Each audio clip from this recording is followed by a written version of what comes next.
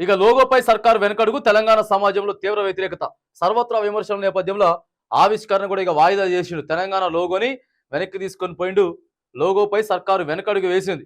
తెలంగాణ సమాజం తీవ్ర వ్యతిరేకత వచ్చింది. ప్రతిపక్షాలు కూడా బేవత్సమైనటువంటి రాద్ధాంతం చేస్తే గాని ఇగో ఈ ఆలోచన ఆపలే.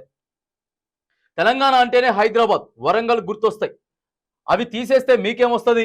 హైదరాబాద్ చార్మినార్, కాకతీయ కళాతోరణం, వారసత్వ సంపద.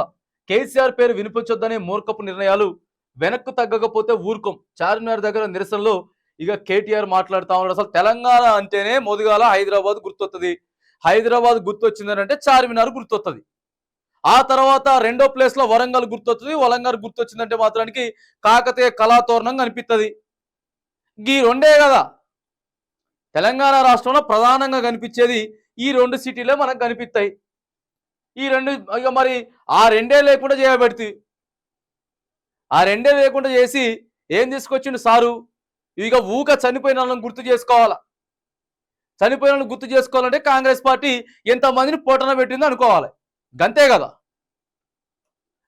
రేపటి సమాజానికి, రేపు రాబోయేటటువంటి సమాజానికి, రాబోయేటటువంటి తరానికి ఏం నేర్పిస్తాం మనం? ఏం నేర్పిస్తామండి? చార్మినార్ ఉంటుంది, దాని మీద కాకతీయ కళాతోరణం ఉంటుంది అని చెప్పొచ్చు. రాబోయేటటువంటి తరానికి ఇగో తల్లి మన తెలంగాణ ముద్ర, రాజస ముద్ర ఇగో ఇట్లున్నది.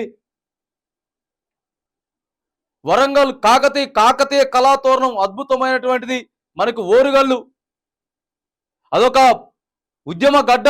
వరంగల్ ఒక ఉద్యమాల గడ్డది. ఇలా తెలంగాణ రాష్ట్రానికి ఉవ్వెత్తున ఆ రోజున సకల జనుల సమ్మె చేసుకున్నాం.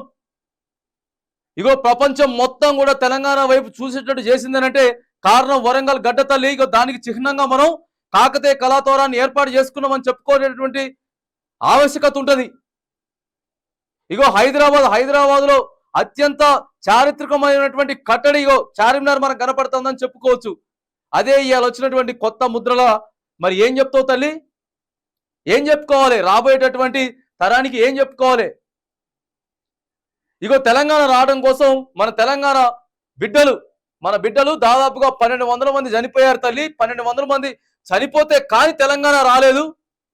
ఇగో అందుకే మనం ఇవాళ ముద్రల ఆ లోగో వేసుకున్నాం అని చెప్తారా? ఇక అదేనా చెప్పాల్సింది? ఏం చెప్పాలండి? రాబోయే సమాజానికి ఏం చెప్పాలి?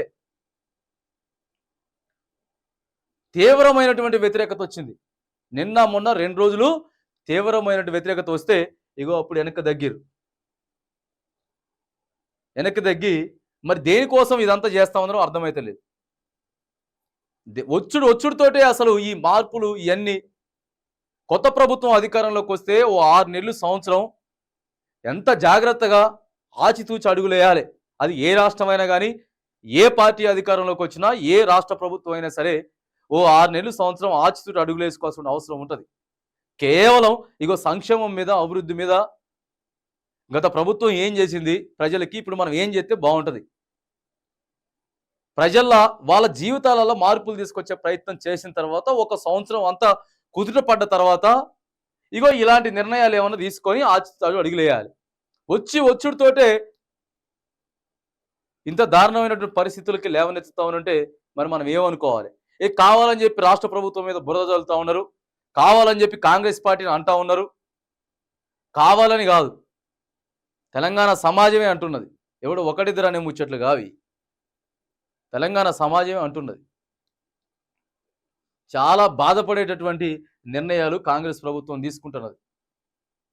ఏకపక్ష నిర్ణయాలు తీసుకుంటున్నది. ఏదేమైనా కానీ ఇక ఈ లోగో మీద అయితే వెనక్కు దగ్గర ఇక మరి ఎప్పుడు ముచ్చట లేవనెత్తుతారో చూడాలి.